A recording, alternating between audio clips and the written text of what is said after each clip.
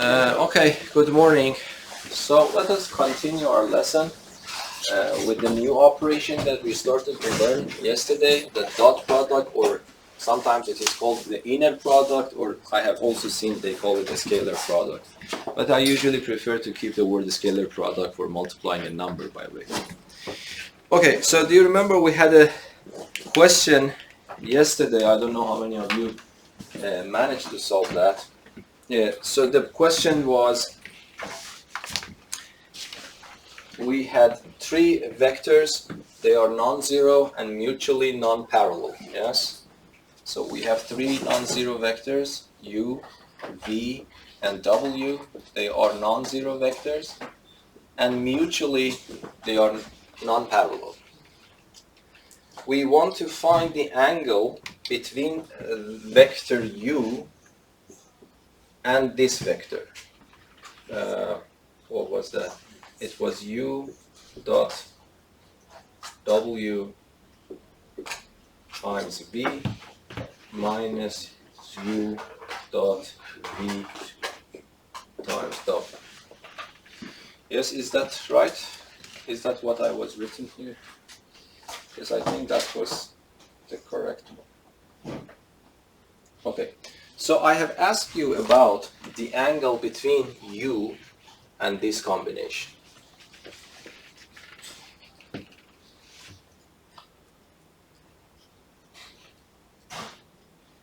So I told you that sometimes in the questions you are asked to calculate a dot product or something, so that is the direct question.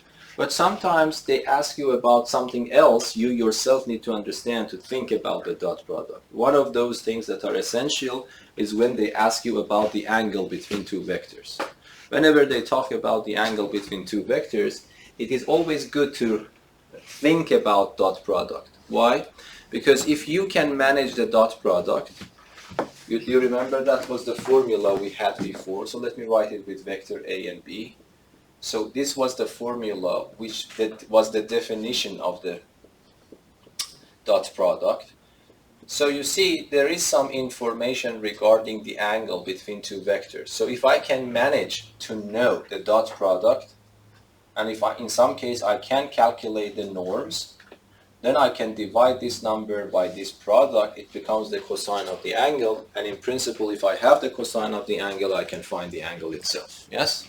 So this is why whenever you want to think a little bit about the angle between two vectors, it's better to think about the dot product as well. So what we do, based on this motivation, I start asking myself, can I calculate the dot product between this vector and this vector? Let us see what happens. So what I do, I take this vector and dot product it by that vector.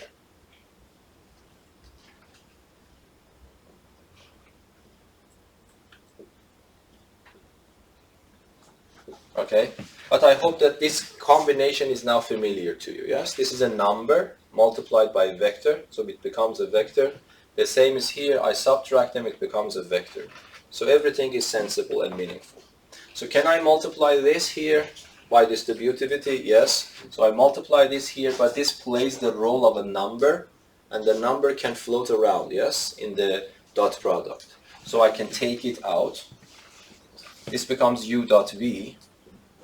u dot w, sorry, as a number goes out, and then this u will go and hit this vector, so it becomes u dot v.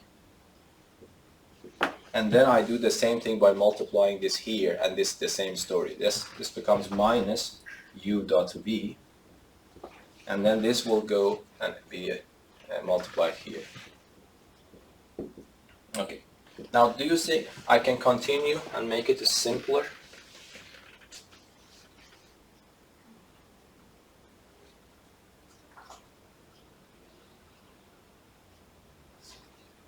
You shouldn't doubt. What is the answer? It's 0, yes? Because this number is a number, and that's a number. It is like I am saying 5 times 6. Here I'm saying 6 times 5. I'm subtracting them. Yes? So the answer is 0. Okay, so what happens? Are these vectors 0? Let us understand that.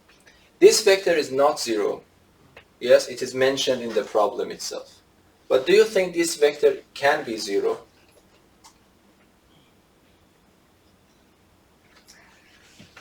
Can this vector be? Let us see. Is it possible that this vector is 0? If this vector is going to be the 0 vector, then it means that these two vectors should be equal. Yes? But can they be equal? There was another condition, I haven't written it in words in the previous, yesterday I told you, they are mutually non-parallel. If this is going to happen, then it means that V and W have to be parallel, yes? Because this is a number multiplied, so I can write V is equal to U dot V, for example, divided by U dot W times W. Then this is a number, let me call it lambda. Then it means that the vector V is a multiple of lambda. And this means that V and W have to be parallel. But it has been excluded in the problem itself, so they are not parallel. Yes? So it means that this cannot be 0. This is not the 0 vector. This is not the 0 vector. On the other hand, the dot product is 0. That was a very important part of the lesson yesterday. If the dot product is 0, by the 0 product rule, either the first number is 0, it means the vector A should be 0, or the second number is 0, it means the vector B should be 0, or cosine theta should be 0, it means that theta should be 90 degrees. Okay? In this case, this vector is guaranteed not to be 0. By this argument, this vector is guaranteed not to be 0. On the other hand, the dot product is 0.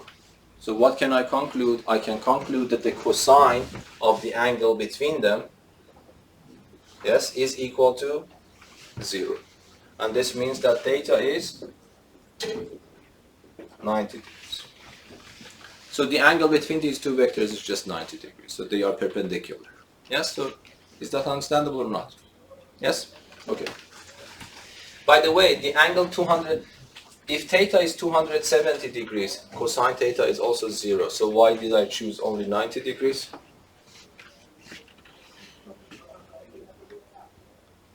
Yes? Because of the definition, yes? The angle between two vectors is defined to be somewhere between 0 and 180 degrees. So that is the only angle in that range whose cosine is equal to 0. So is that understandable?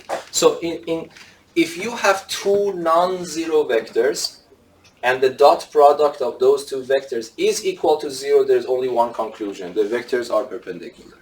Remember, this is a very simple but very effective and important tool in your hand in the future.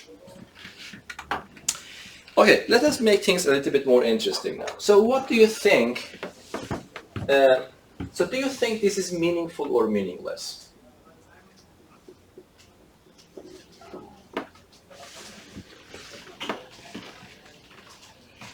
Is this a meaningful argument? Expression.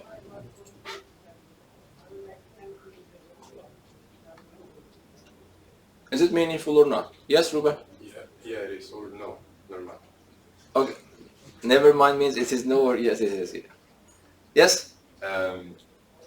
It's not dot product multiplication, but perhaps there is another type of... Now you are acting like a philosopher, yes? No.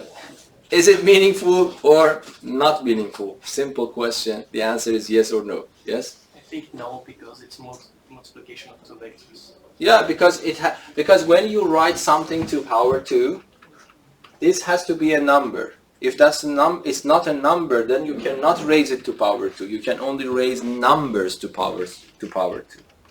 A plus B is a vector. So this is meaningless.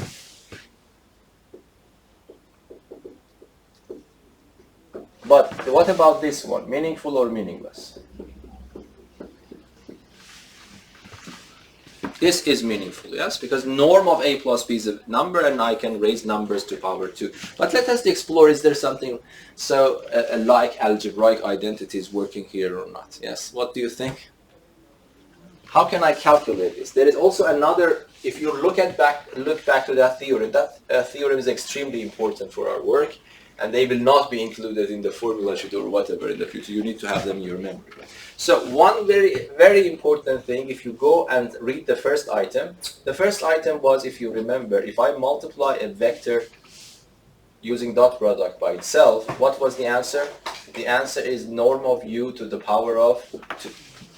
Yes, and this is always, I hope that you don't forget it, but if you forget it, you can immediately find it, because if I multiply vector A by itself, this formula tells me this becomes norm of vector A, norm of vector B, which is again norm of this one, but the angle between a vector with itself is 0 degrees, but cosine of 0 is 1, so this becomes norm squared, yes? So now we want to calculate that. So if you see, these are the important tools you need to remember. Whenever you want to talk about the norm of a vector, one thing that you need to consider is this formula. Yes, especially if you have second power. If you do not have second power, then you have a square root here. Yes? But anyway, when you want to talk about the norm of a vector, this is another one. So if you want to talk about the angle, one thing that you want to think about is the dot product. If you want to talk about the norm of the vector, one possible way to think about the problem is thinking about this very famous formula, which is the dot product. Yes? So if you don't mind, let us see what happens. So if I write this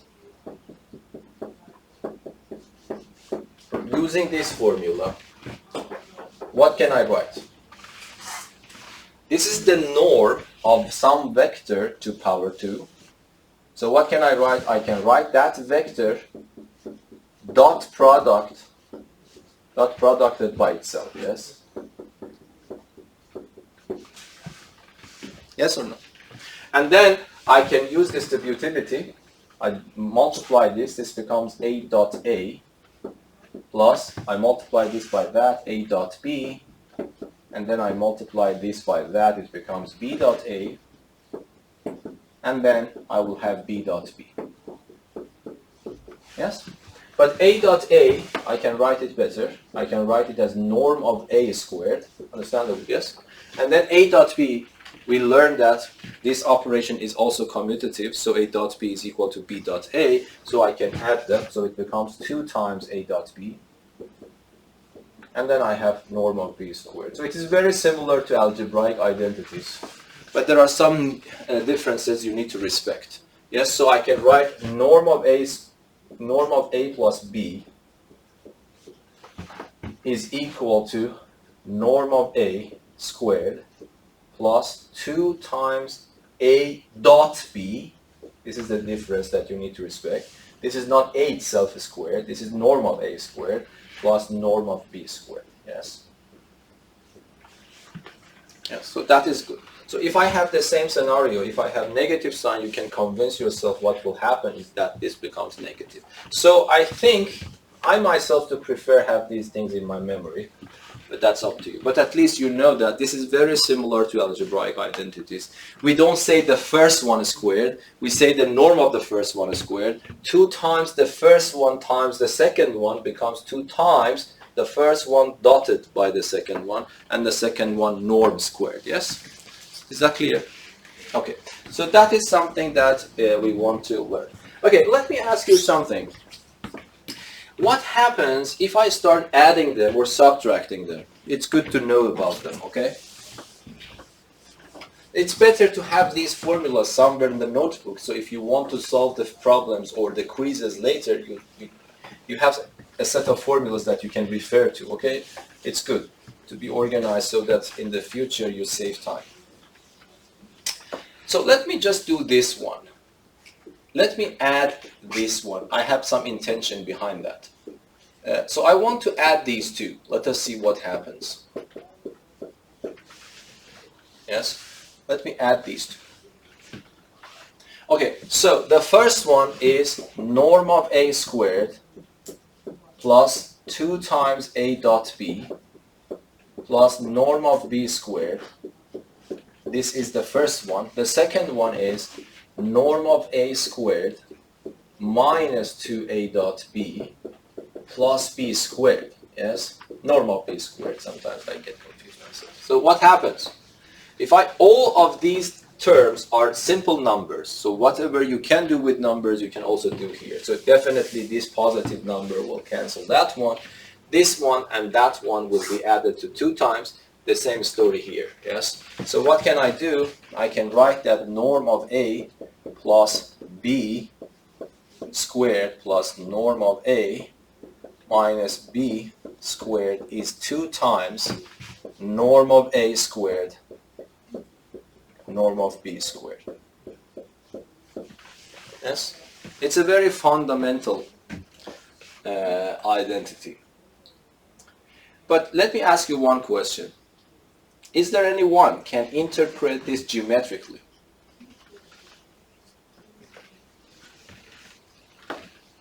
Assume that A and B are non-parallel, non-zero vectors. And I want to ask you, can you understand this algebraic identity among vectors by Euclidean geometry? What is the meaning? If you want to translate this algebraic equality between vectors in the language of Euclidean geometry, what can you say about it? This is a very important going back and forth between geometry, Euclidean geometry, and what we are studying here. It's very, very good to understand, have an understanding of it.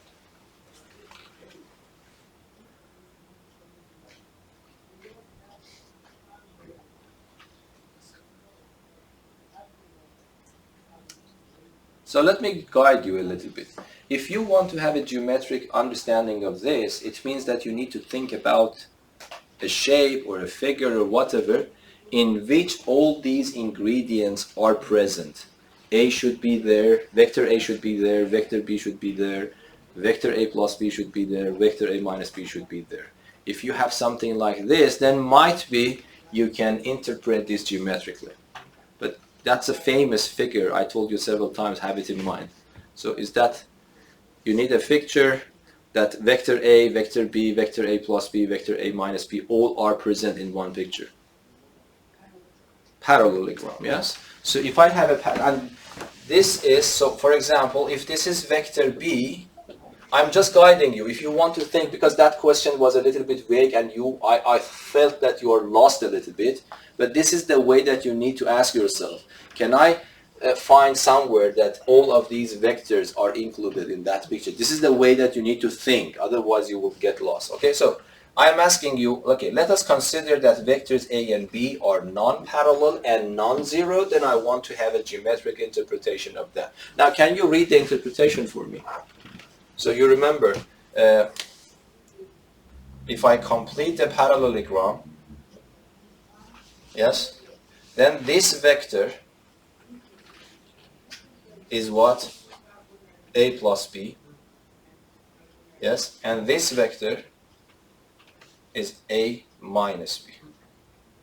I hope that you remember this very famous combination of vectors. Okay, now can you read the interpretation there?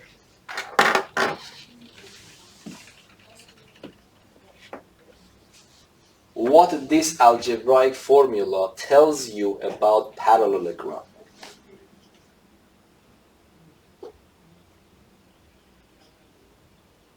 Just read it, it's not hard. Yes? What is the meaning of this? In this picture, what is the meaning of this number? What this number measures? The magnitude. The magnitude of this one squared. And what is in Euclidean geometry, this is called a diagonal. Yes? And this one is called another diagonal. So it means that if I have a parallelogram, I take one diagonal, square it, I take the other diagonal, square it, and add them, it becomes equal to what?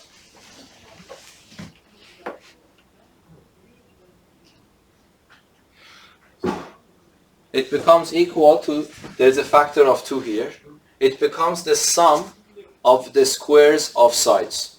Yes? Because this one and that one are the same size, and this one and that one are the same sizes. Yes?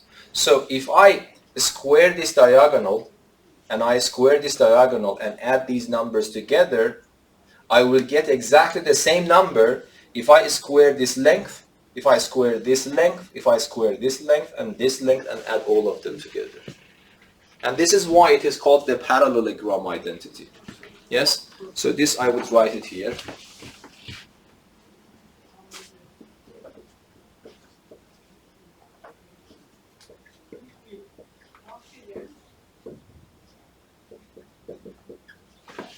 Do you understand what is going on? Did you understand what is the interpretation? Do you understand where this factor of 2 is coming? Yes? Yeah.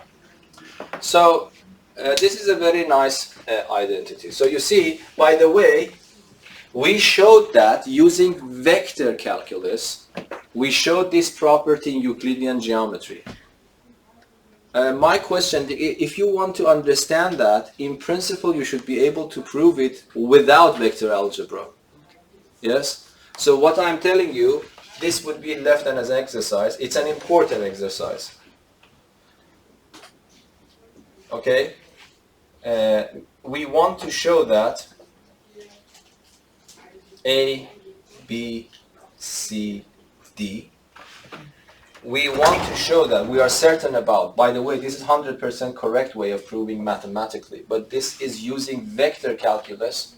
But you don't need to use vector calculus. There should be another way, because ancient Greek knew about this. They didn't know about vectors that much. But they were able to show that AB squared plus BC squared plus CD squared plus DA squared is equal to this diagonal squared plus that diagonal squared.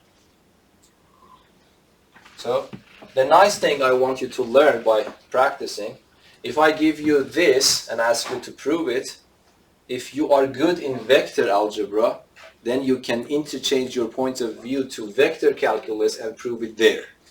Using that. So you see, proving this is very simple. You don't need to be creative. Yes? If I ask you to do this in algebra, in vector algebra, you just follow the normal vector calculus without being creative. But here, usually when you see these powers of 2, you want to use Pythagoras theorem, but unfortunately Pythagoras theorem. The Pythagoras theorem is not very clear here because I do not have right angle triangles. So here you have to be a little bit more creative to find a way, but I am telling you that this is, if you would be experienced in vector algebra, this is a normal calculation. You don't need to be creative here. It's just like algebra, you are multiplying polynomials, raising them to power 2. But if you want to solve the same problem in Euclidean geometry, you have to be a little bit more creative. But of course, it is also very simple, not hard. Yes? But I really want you to try to do this, because then you will appreciate the differences and the power that you gain by vector algebra. Okay? Okay, so is that understandable? There is also another one that I want to talk about. Let us subtract them. Can you see in your head what happens if I subtract them? There is not very good interpretation for that, so there is no name for that. But if I subtract these two, can you tell me what would be the answer just by calculating it in your head?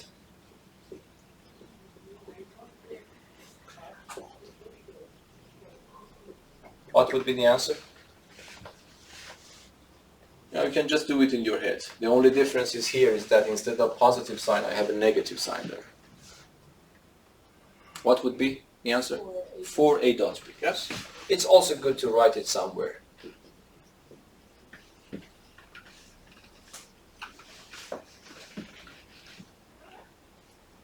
So this formula is also nice because if I can calculate the norm of a plus b and the norm of a minus b, I can know about a dot b without knowing about the angles. Yes? If I ask, this is extremely important by the way, I don't ask you to memorize them, but write them very organized way in your notebook so that you can refer. So this formula is also very important because usually if I ask you to calculate a dot b, I need to provide you with some information regarding the angle, but here I don't need.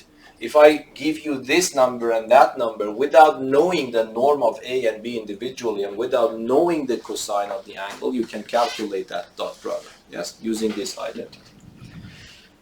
Okay, what do you think? Let me now ask your understanding. Do you think there is something similar to conjugate identity, conjugate pattern in vectors as well? Let us discover that together.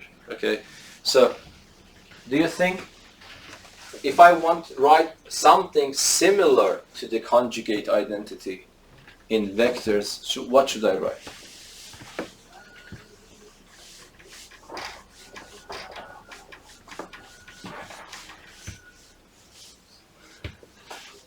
I'm waiting for you actually. I think you can discover it immediately.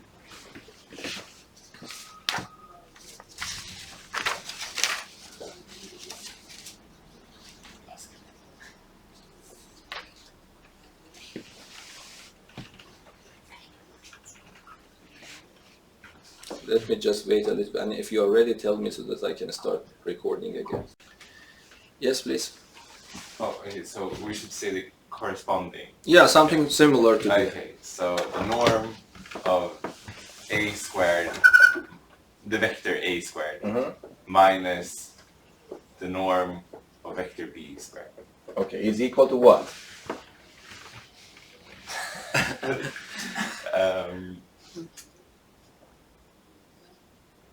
Okay. The norm of vector a minus vector b, Yes.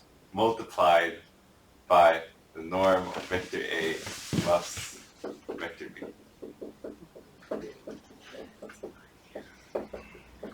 Yes, this is your guess. Is that right?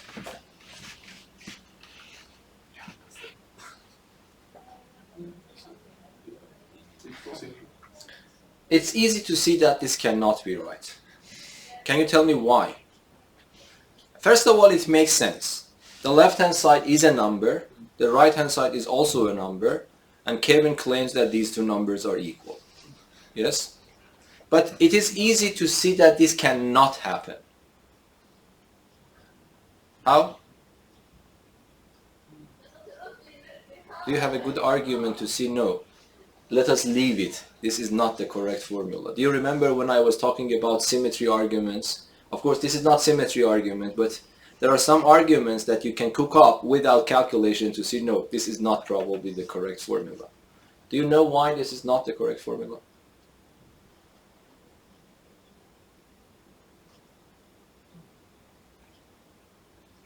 If this is a formula, it means that it should work all the time, yes?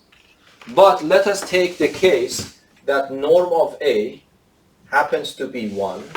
For example, norm of B happens to be 2. This can be, it's possible, yes? I have two vectors, one of them is of length 1, the other one is of length 2. And if you say that this is the correct formula, it should also be correct for this case. But this cannot be correct for this case. Why?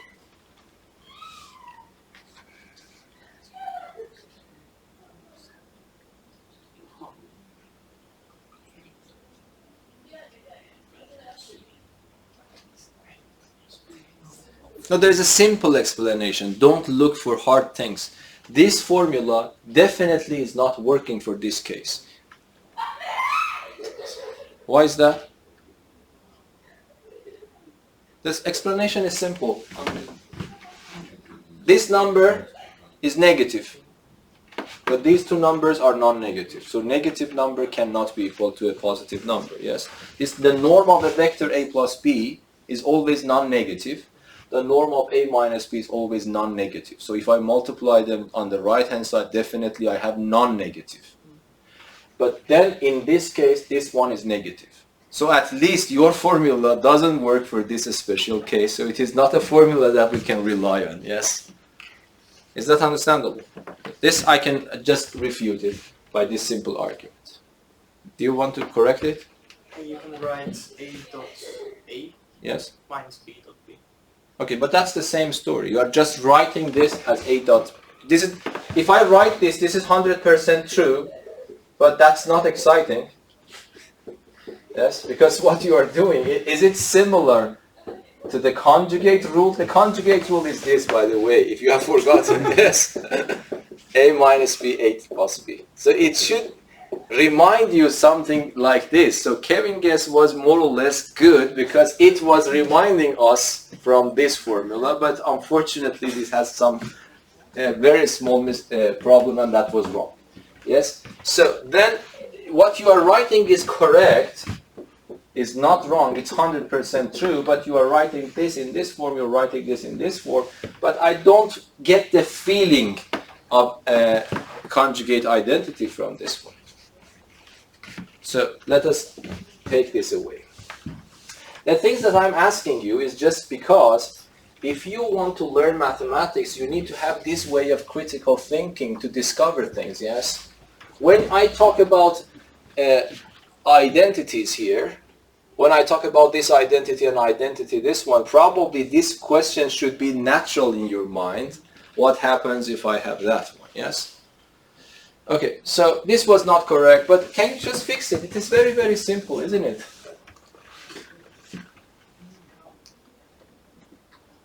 So I don't know why we don't test this natural idea. By the way, we are talking about dot products today. Yes, so dot product should be somehow involved in the problems. That is the correct one. Yes, and this probably, do you agree with me, it gives you some kind of idea of the conjugate pattern, yes? So I have the difference of complete squares, then I have two vectors subtracted, the same two vectors added, and then I am multiplying them, but multiplying them by the dot product operation. And this is true, agree with me? Let us prove it. If you want to prove it, let us start from the right-hand side. What can I do? I can use distributivity, so it becomes A dot A. The next one becomes plus A dot B. The next one becomes minus B dot A. The next one becomes minus B dot B. So what actually Dimitri said is correct, but you were not actually keen to see this middle term. And then what happens, this number and that number, what they are, they cancel. And then I have the norm of A squared minus the norm of B squared, yes? And then what happens, this is exactly equal to the left-hand side. So write this one also somewhere, yes? So in principle, the algebraic identities that you had, you can take the product, the normal product, and put dot product instead. But the price that you have to pay is that in algebraic identities, if you have a vector squared, now you will have its norm squared. Yes, that's it. So for example, this one I also want to do it for you. So can you find a formula for this? Of course, might be in Swedish standard way of reading identities or studying identities. You haven't seen this formula, but that's also a famous formula. If I have three numbers involved and I want to raise it to power 2, the answer is the first one to the 2, the second one to the 2, the third one to the 2, 2 times the first one times the second one, plus 2 times the first one times the third one, plus 2 times the second one times the third. Okay, let me ask you, how can I write this without calculation? I want to translate this algebraic identity to that identity. I told you that whenever you see a number squared, replace it by norm squared. So this becomes norm of A plus B plus C squared. Here, I will replace this one by norm squared. I will replace this one by norm squared. I will replace this one by norm squared. Yes? And then here, between two vectors, I just use the dot product. Yes? So this is the formula for that one. But of course, if I ask you to prove it, how should you prove it? You need to write it 2 times, multiplied by itself by the dot product, and then continue. Yes, if you just start multiplying them term by term and collecting terms, you will get that identity. Yes? It's also good to know.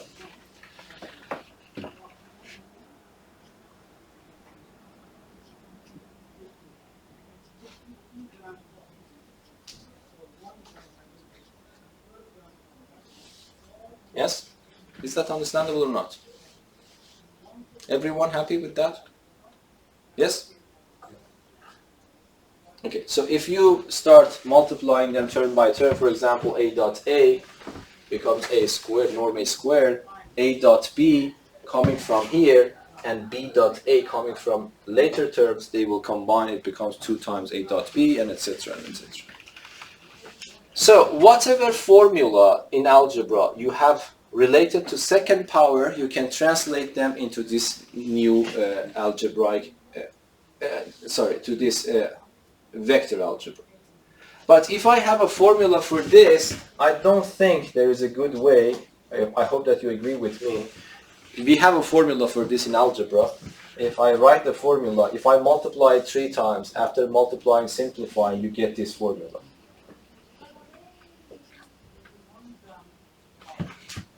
I want you to have this understanding. There is no natural way to translate this into vector algebra. Yes? Because what I'm supposed to do, if I want to make a sense of it, what should I write? I should write this. Yes?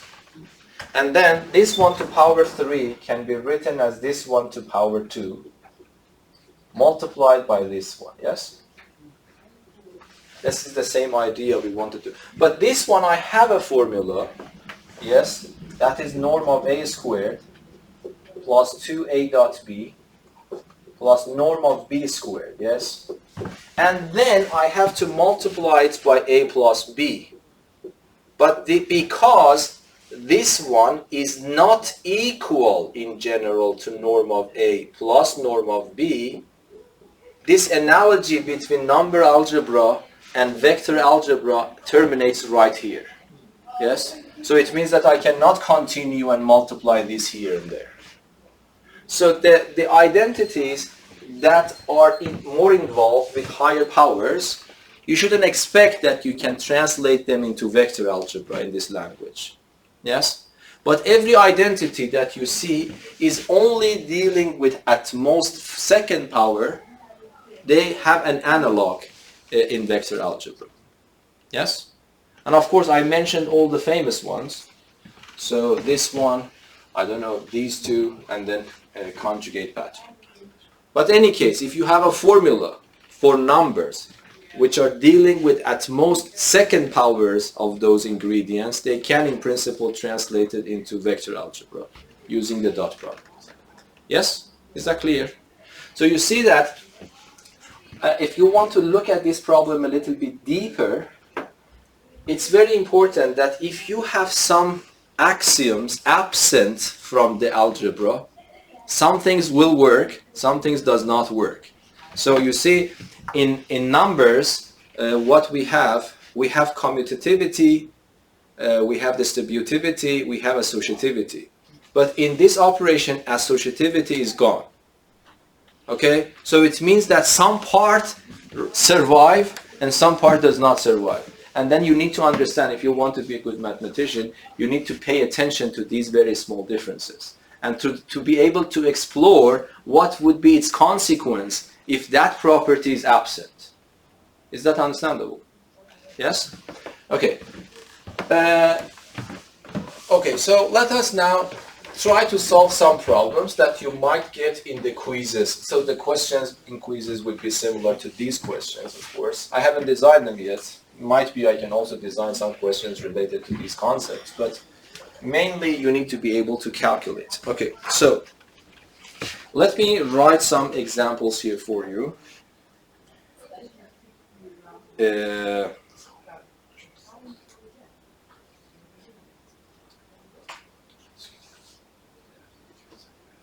Okay. I think it would be a good idea if I write the examples and then you start working on them, because there is nothing new in the lesson, but I will give you a lot of examples because you need to improve your skills, okay? So, example, so you start solving them, you don't need to wait for them. And then you have all the formulas needed in front of you, yes?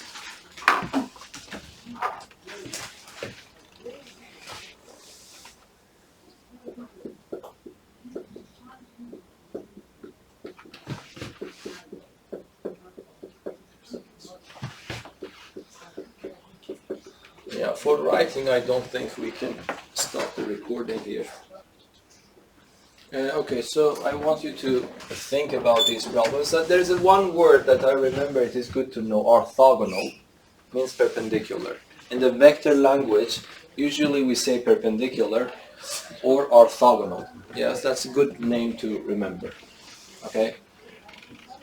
So these are typical questions that you might face. All of them have I think all of them have the calculational nature. So you should calculate things. Okay. So yes, please start working on them and then let me know. I think I have the final answers. If I haven't written something wrong when I was copying these questions from my book, I have the final answer. So if you have the answer, just tell me, I can check it, if this is correct or not. Do you want to say something? This is the first one, 20. Let me see. Yes.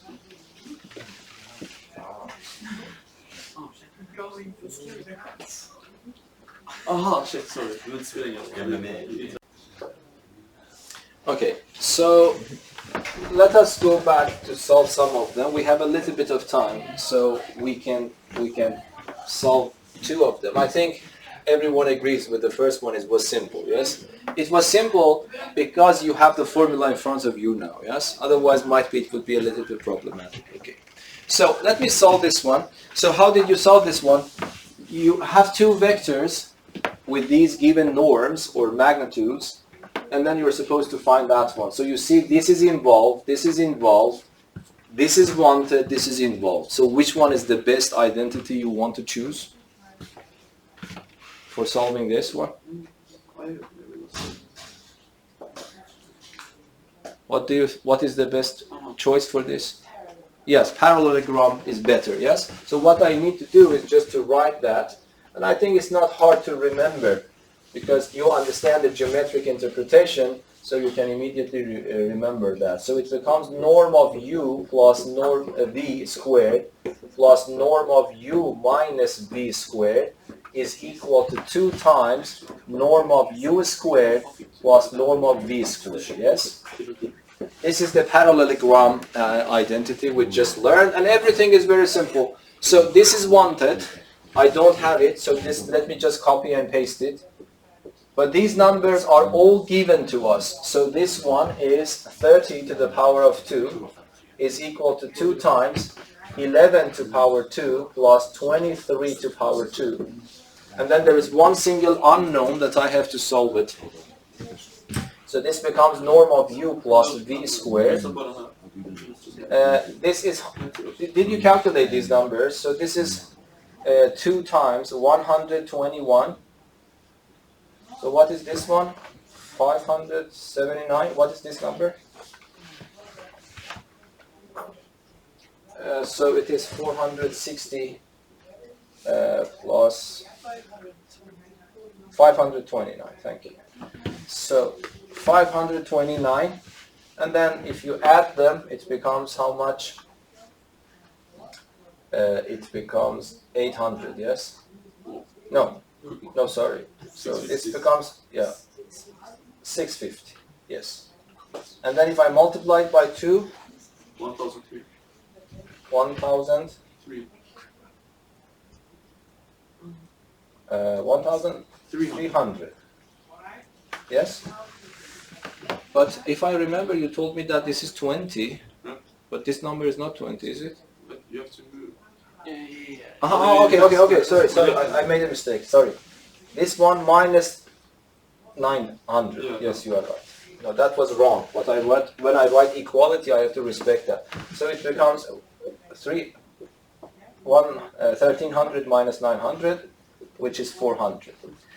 And I need to take a square root, but in principle, I have to respect that the square root becomes plus or minus, but minus doesn't make sense for this, so don't bother about that. It becomes 20 units.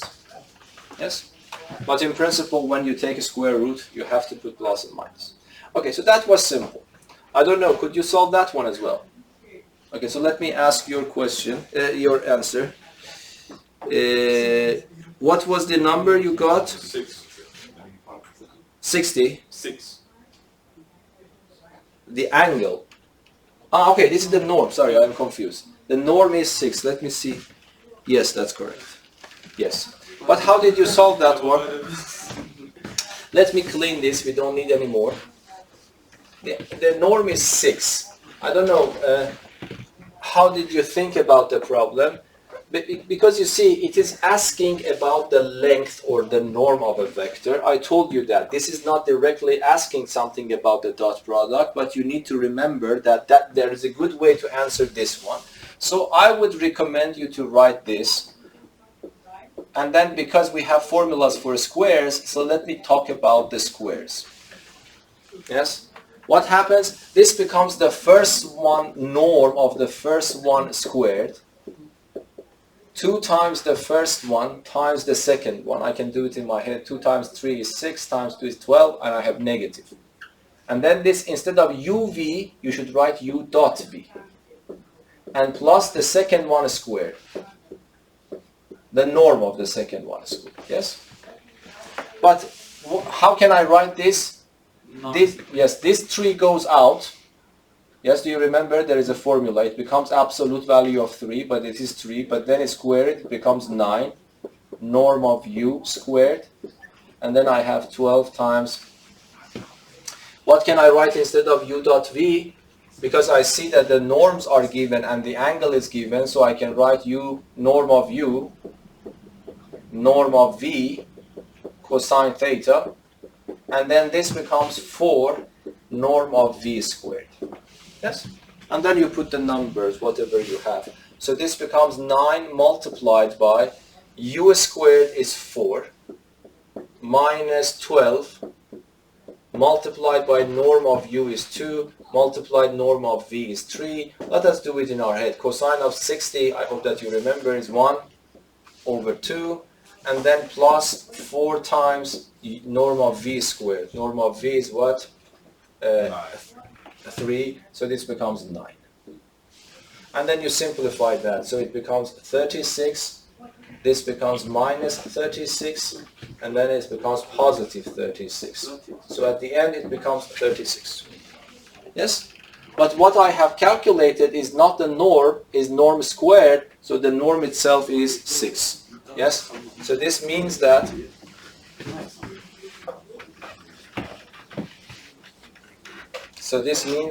therefore, the norm of the vector that I am interested in is equal to 6.